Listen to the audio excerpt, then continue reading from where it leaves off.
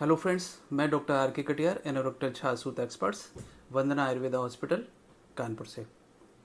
आज हम बात करेंगे भगंदर की कि भगंदर बार बार क्यों हो जाता है।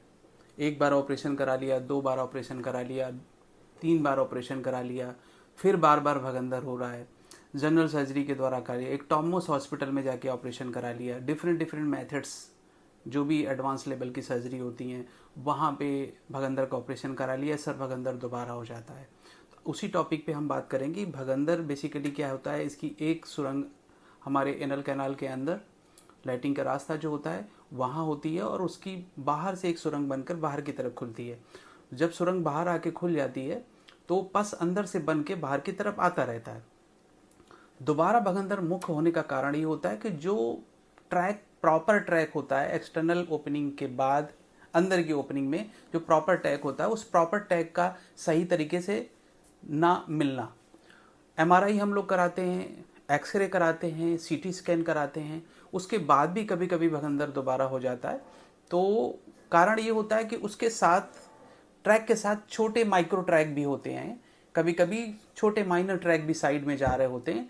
एक ट्रैक डॉक्टर्स को जाके उसको फाइंड आउट करके उसका ऑपरेट करता है, उसके साइड में माइनर ट्रैक होते हैं, छोटे छोटे माइक्रो चैनल्स होते हैं, वहाँ से वो सब कनेक्टेड होते हैं, दोबारा से भगंदर हो जाता है।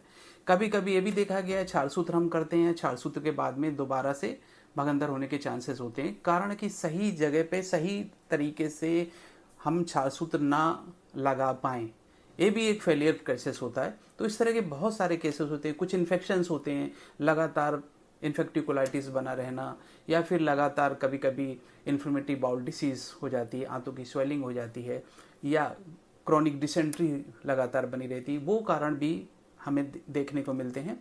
तो ऐसे केसेस में हमें ये चुनाव करने की ज़रूरत होती है कि अगर भगंदर बार बार हो रहा है तो उस कंडीशन में हम सही डॉक्टर्स का चुनाव करें, सही डायग्नोसिस बनाएं और उसके बाद प्रॉपर हम छारसूत्र टेक्निक पे जा सकते हैं। छारसूत्र विधि एक ऐसी विधि है जिसमें 95% भगंदर जो का सक्सेस रेट है, जिसको भारत सरकार ने, आईसीएमआर ने, एम्स ने, बीएचयू ने, सभी ने मान्यता दी है।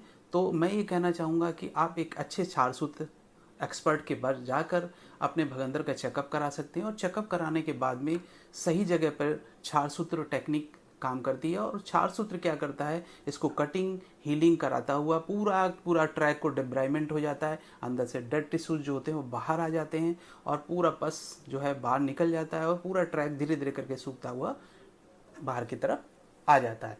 और इस तरह से आप भगंदर से पूरी तरीके से निजात पा सकते हैं।